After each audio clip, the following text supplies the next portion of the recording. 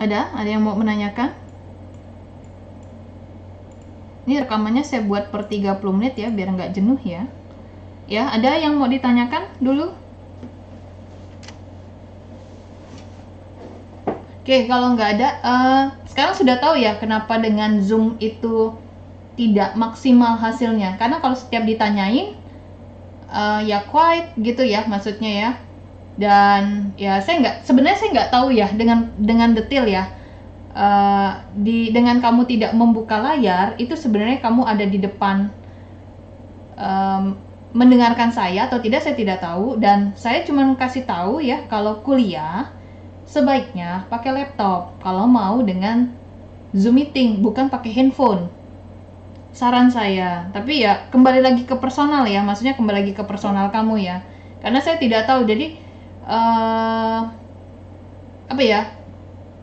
Ya begitulah, penilaiannya jadi kurang gitu maksudnya. Saya tidak tahu dengan pastinya. Oke, setelah itu kalau lihat di IG, saya pasang di IG ya, maksudnya saya pasang di IG tentang runutan praktikum, tapi kok nggak nangkep kayaknya, bahkan sampai di videonya saya berikan ya, ceritanya di videonya saya berikan. Dan ya entahlah ya, saya bilang ya, saya hanya bingung saja gitu, berarti nggak nangkep saja lah kalau saya bilang. Oke, praktikum yang ini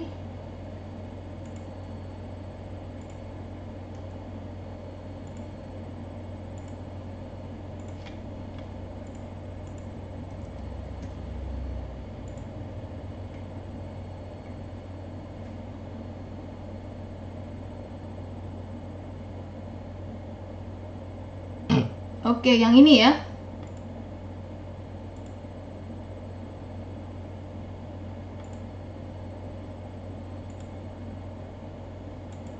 Oke, bisa lihat tampilannya ya. Laporan pendahuluan bab 1 bab 1 2 3 pretest. Kalau dianggapkan dia tanggal 01 atau tanggal 1. Itu harusnya ya. Lalu seminggu kemudian itu praktikum. Seminggu kemudian, harusnya tanggal 15 ya, maaf ya. Seminggu kemudian itu kamu memberikan laporan kamu bab 1 2 3 4 5, post test dan evaluasi. Namun yang terjadi tidak demikian nih. Saya kan nanya nih, mana jadwal kamu mau post test? Nggak direspon ya.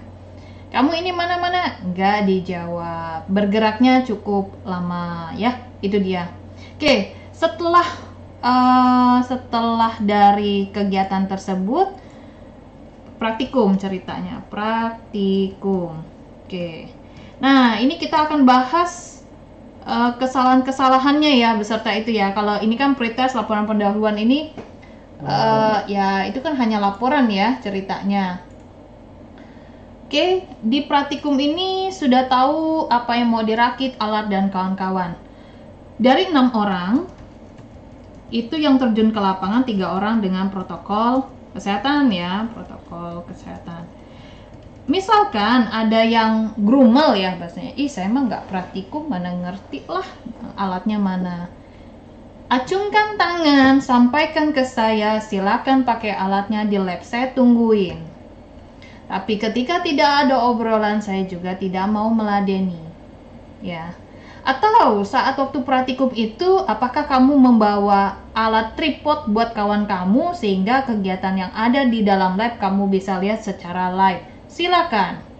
Tapi saya lihat ya tidak ada yang ke arah sana. Saya lihat kayaknya percaya saja dengan temannya yang ada di lab ya. Itu pemahaman saya ya. Mohon maaf kalau misalkan ada hal yang lain. Oke, dengan 3 orang tersebut saya melihat macam-macam nih. Ada anak yang ngapa-ngapain nih ceritanya. Waktunya berapa jam ya praktikum ini ya kemarin? 2 atau 3 jam ya? 2 Ibu. 2 jam, oke. Dengan 2 jam ini sudah kebayang nggak apa yang mau dikerjakan dan kawan-kawan? Sudah kebayang nggak? Pertama itu kalau nggak salah ada, ya pasti rangkai alat ya. Terus rangkai alat, terus dia kamu apa tuh namanya? kalibrasi dulu ya, yang apa, termometer ya. Nah, rangkai alat itu bisa alat distilasi dan juga penangasnya. Jadi yang buat manasin medianya. Lalu ada lagi yang bagian sirkulasi air pendinginnya atau kondenser ya. Ya, air pendingin yang ke kondenser. Apakah dengan hal ini dilakukan 2 jam itu bisa selesai? Saya tanya dulu. Monggo, siapa yang mau jawab? Bercerita tentang yang kegiatan dia kerjakan seperti apa.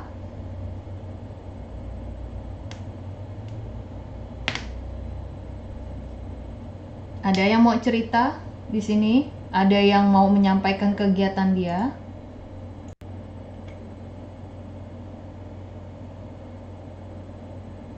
Saya ingin Boleh? menyampaikan. Gimana Mbak Vivi? Ya, menurut saya dalam 2 jam itu sebenarnya cukup kalau kita benar-benar memahami dari proses awal sampai akhirnya. Seperti misalkan dari kelompok saya sendiri itu benar-benar kurang memahami, Bu. Makanya kelompok saya itu kelompok yang waktu itu kelebihan waktunya itu, Bu, yang sampai sore itu. Saya tanya dulu Mbak Vivi. Mbak Vivi yang datang ke praktikum? Ya, Bu. Oke, Mbak Vivi yang datang ke praktikum ya, berarti kan di lapangan ya. Oke, bisa masih ingat ya yang kamu kerjakan. Apa sih yang kamu kerjakan pertama kali? Pertama itu kita nyalain water bath dulu. Nyalakan water bath. Oke, nyalakan. Apakah hanya nyalakan saja? Sama isi airnya, Bu. Isi air. Oke, lalu apa lagi?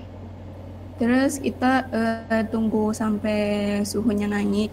Nah, waktu itu tuh kita salah mengisi volume airnya, Bu. Nah, sekarang saya tanya. Ketika Anda menyalakan water bath, posisi tidak ada air di dalam, apakah itu salah? Salah, Bu. Salah. Prosedurnya sudah disampaikan belum di YouTube? Sudah, Bu. Sudah. Berarti Mbak Vivi saat itu mungkin sedang terbang kemana ya? Saya anggap ya. Ya, saya anggap gitu ya. Maksudnya saya anggap seperti itu. Arti kata ada prosedur yang salah nih. Kalimat Mbak Vivi ya. Yang seharusnya itu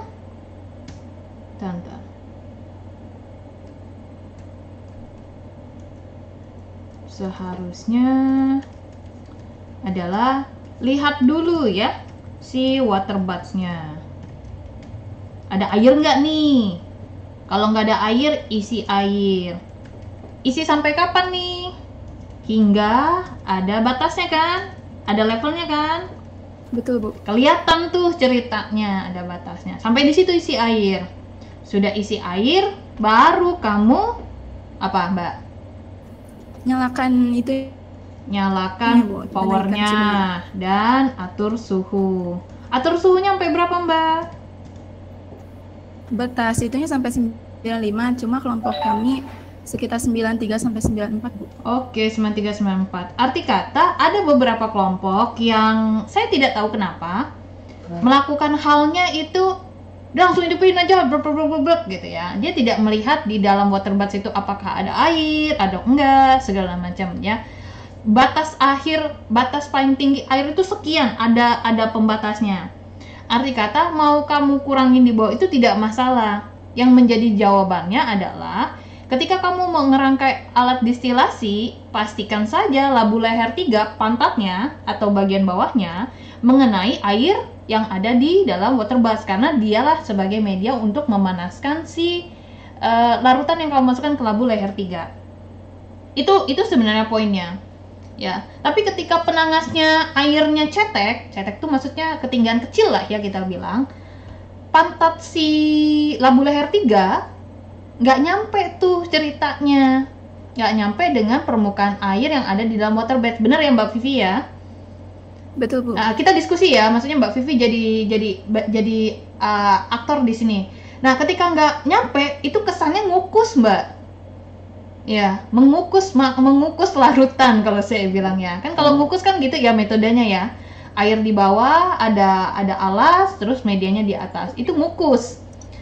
Jadi kalau misalkan Mbak tidak menyentuh labu leher 3, ke bagian mana ya, saya sambil buka ini ya, takutnya kamu tidak bisa terimajinasikan ya, karena ada yang tidak praktikum ya. Distilasi ya. Oke, ini dia.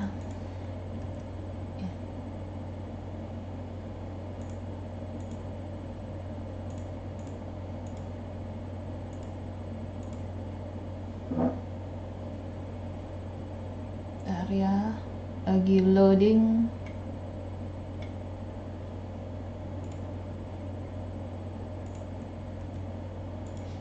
Oke, saya tambahkan di sini.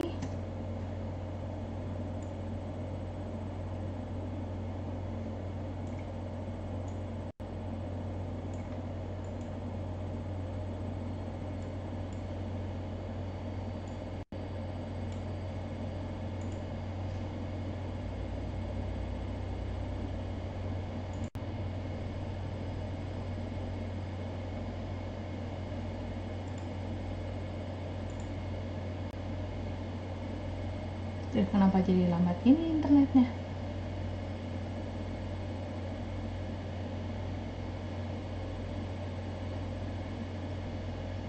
Oke, ini ngaduk ini ya, jangan dicontoh ya. Nah, itu lagi megang pantatnya saya ya. Aduh, iklan. Ntar ya. Kalau saya mah nge-skip iklan nggak masalah karena saya yang punya videonya ya, sangat tidak dibolehkan. Tadi saya barusan megang pantatnya tadi. Ya, nah tuh dia, tangan kiri saya tuh memegang pantatnya, bagian bawahnya. Lalu ini saya mau ngerangkai nih. Jadi di saat teman-teman yang lain, mahasiswa saya ngerangkai, saya sibuk buat larutan. Bahkan di bagian sebelah sini nih, Mbak yang pakai sarung tangan ungu, itu bagian dia pegang water buds, karena water buds mungkin panas ya. Makanya saya tidak memegang ini ya. Jangan dicontoh ya, saya harusnya pakai sarung tangan. Nah, ini dia. Kita masukkan segala macam ini nih ceritanya. Nah, jadi pantat yang bagian bawah itu harus mengenai permukaan, kayak tenggelam lah kita bilang, bukan tenggelam ya. Kayak kamu kayak ngojay, ngerti nggak ngojay? Ngapung lah ya. Ngapung lah bahasanya. Jadi larutan itu tuh masuk ke dalam, ya setidaknya ketika masuk, air panas yang ada di dalam penangas itu berada di atas ketinggian larutan yang kamu masukkan, yang campuran air dan etanol. Nah, seperti itu. Ya, yang satunya sibuk ngebuat yang lain. Jadi kalau kamu hanya mengenai bagian pantat, ya kamu bisa ngebayang dong dia manasinnya dari bawah ke atasnya. Berarti kan butuh waktu ya ceritanya. Nah, jadi kayak sebentar ya. Oke, ini ada ketinggian ya. Lihat ada kursor nih, ada ketinggian. Nah, harapan saya ketika kamu memasukkan si labu leher 3 ini ya, bukan labu leher 3 ini ya, labu ukur ya ini mas ceritanya, masuk ke dalam sini, itu air dari penangas ini, air penangas ini berada di atas permukaan dia. Jadi kan berarti dia berlangsung proses untuk memanaskan air yang di dalam ini, campuran di dalam ini, itu rata. Kalau kamu hanya nempel di pantatnya nih, permukaan si penangas, nempel di bagian bawahnya tuh, ya posisinya permukaan si air yang di penangas sama di pantat permukaannya bagian bawah dari si alat kita, maka kan bergerak untuk ke atasnya cukup lama. Nangkep yang saya maksud, Mbak Vivi? Iya, Bu. Nah, jadi apakah saat itu Mbak lakukan seperti itu? Saya tidak tahu. Saya tanya dulu, Mbak melakukan seperti itu tidak? Enggak, Bu. Saya justru airnya kurang dari batas minimal juga, Bu. Jadi ngukus ya, Mbak ya? Kalau bahasa saya ngukus, ngerti nggak, Mbak? Ketika ngerti, mohon maaf ya, yang anak laki-laki mungkin bingung juga arti ngukus itu apa ya ceritanya. Ngukus itu kayak masak nasi zaman dahulu kala atau siomay ya. Abang siomay ngerti ya? Abang siomay itu ngukus. Jadi dia taruh air di bagian bawah di penangas. Sedangkan bagian yang kita taruh di penangas ini tidak bersentuhan dengan air itu langsung yang di dalam penangas. Itu namanya ngukus. Nah, kalau ngukus itu arti kata si material kita itu tinggal butuh lunak saja ya, butuh sedikit saja uap air dia. Tapi apakah uap air akan membantu ini memanaskannya? Enggak sama sekali. Nah, mungkin itu yang terjadi perbedaan antara praktikum yang saya lakukan dengan mahasiswa saya dengan apa yang kamu lakukan di lapangan. Kenapa saya bilang saya kan berapa kali tuh di ruangan, terus bolak-balik lah ya ngapain, bukan kepo dengan yang kamu kerjakan, memang ada urusan di luar gitu ya. Kok ini nggak kelar-kelar ya, belum netes-netes juga dalam hati saya, ini ngapain sih gitu kan ya. Nah, jadi sampai akhirnya waktu 2 jam itu ya nggak dapet apa-apa bahkan. Ya, jadi misalkan si Mbak Vivi sampelnya itu ini ya dengan sampel yang seharusnya ya bagus.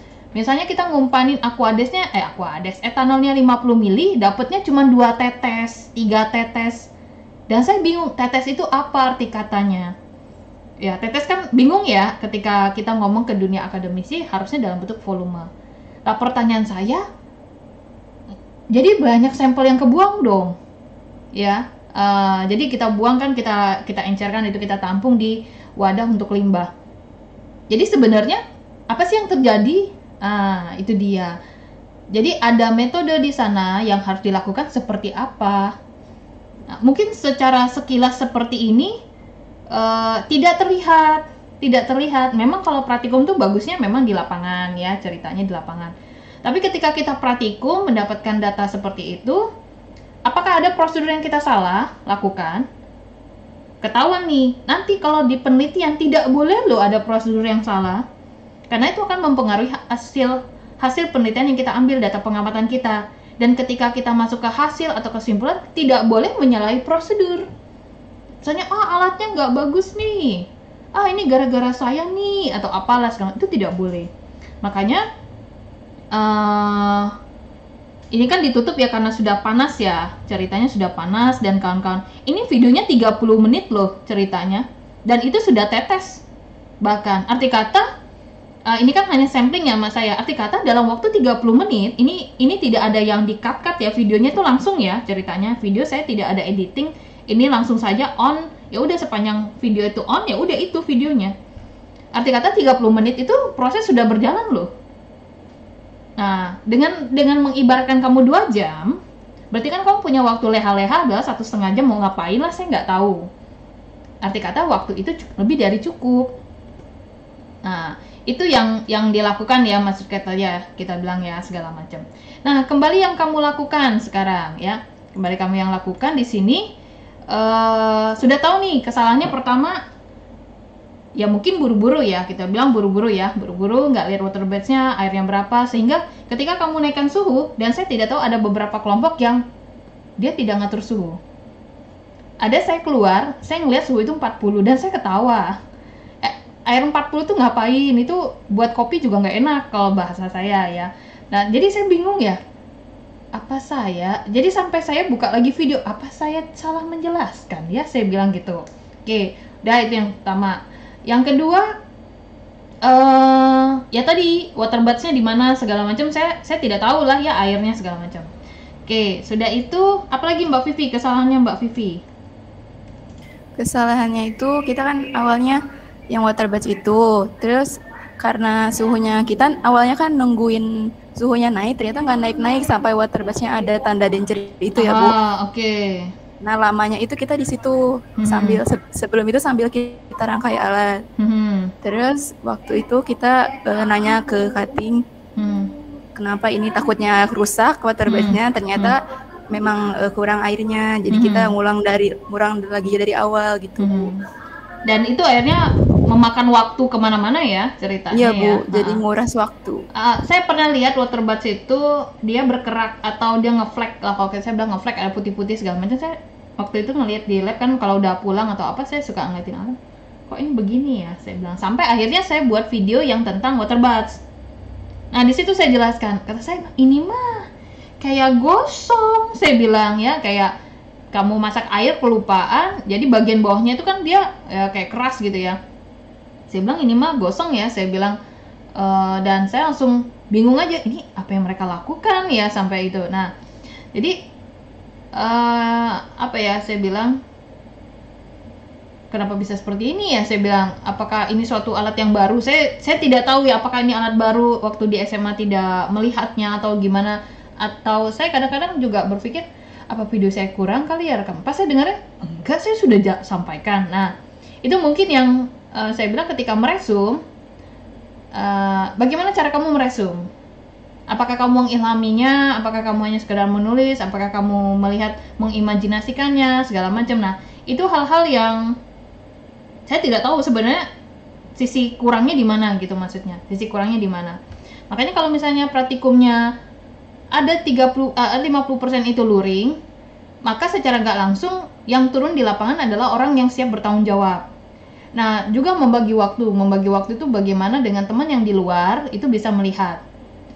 Atau ada yang inisiatif di luar saya, tidak ada juga. Maksudnya inisiatif itu gini ya, Bu, 3-nya boleh nggak Bu cuma nonton aja tapi nggak ikut praktikum? Ya bisa saja, tapi kan tidak ada yang ngebahas itu.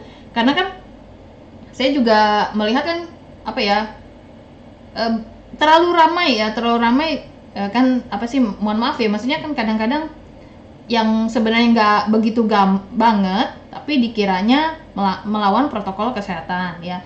Jadi bisa-bisa saja seperti itu, tapi karena tidak ada yang inisiatif atau apapun ya saya biarkan saja gitu ya, arti kata. Jadi saya hanya mengikuti, oh ini 50% saja yang datang dan kawan-kawan atau gimana. Karena kalau udah masuk lab itu sudah pasti bisa Mbak, sudah pasti bisa, apalagi ada videonya. Bisa ngebayang ketika praktikumnya hanya berupa modul, tidak ada penjelasan bagaimana ngerangkai alat, cuman tulisan langkah 1, rangkailah alat, 2, hubungkan dengan selang, 3, itu makin gak jelas lagi ya mungkin ya, karena tidak bisa terimajinasikan, atau ini sesuatu alat yang baru dan kawan-kawan lah kita bilang.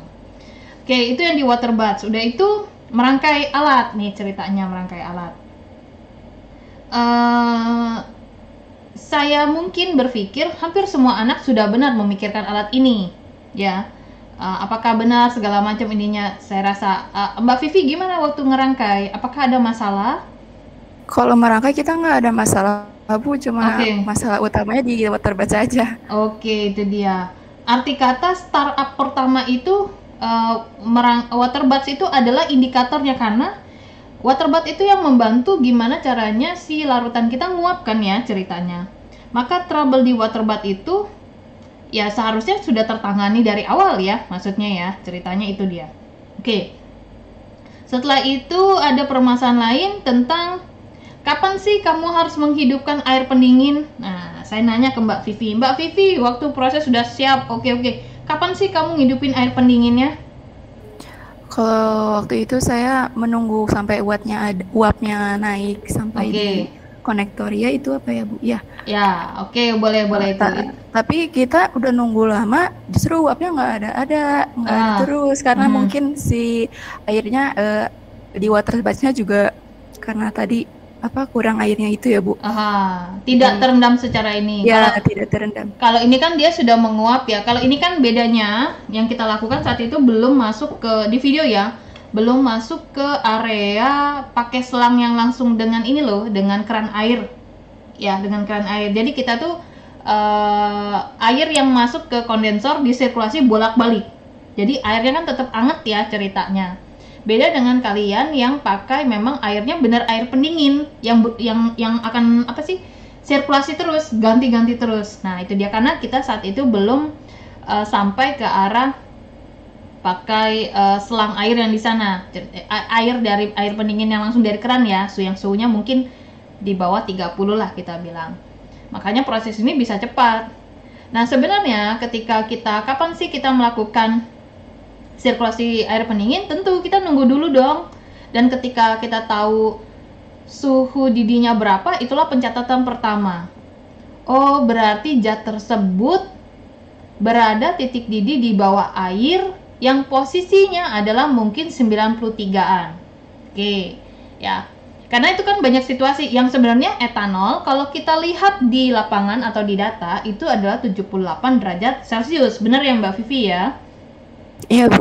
Oke, ada yang dapat sekitar 80-an, masih oke. 90 atau 85 itu dipertanyakan. Kenapa dipertanyakan? Apakah ada prosedur yang saya salah di sana? Karena ada anak yang melakukan sirkulasi air pendingin dari awal waterbuds dihidupkan, ketika rangkaian sudah diselesaikan. Jadi kan ketika kita ngasih air pendingin Mbak, maka larutan yang kita taruh di labu tadi di dalam penangas itu kan mau mendidih, mau naik ya ceritanya, ketemu air pendingin ya. Jadi dia ngasih pendingin ke sana. Jadi yang airnya mau naik turun lagi. Sampai akhirnya suhu pertemuannya, kalau kita bilang suhu perpindahan panasnya itu balance. Baru dia naik, itu yang menyebabkan dia lama naik. Padahal panasnya udah di 95. Seharusnya kan posisinya ya si itunya udah mulai ya, bukan mulai ya, bahkan sudah harusnya menguap si etanolnya. Nah, posisi yang kedua, apakah labu ukur tadi terendam dengan air yang ada di penangas ini? Saya tidak tahu apakah nempel saja, apakah hanya 2/3 bagian, dan kawan-kawan saya tidak tahu. Yang tahu kan yang pasti kamu. Yang tahu pasti kamu, saya bilang, ya. Nah, jadi kendalanya ada di situ karena kesalahan-kesalahan di situ ya ceritanya. Oke, setelah itu air pendingin dan kawan-kawan, saya mendapati bahwa stopper kubah hilang. Pas nyuci ada, Bu. Begitu setelah selesai nyuci nggak ada. Nah, saya bertanya, ini apakah wastafelnya berlubang, dan kawan-kawan saya kurang tahu. Oke, sebentar, break dulu ya.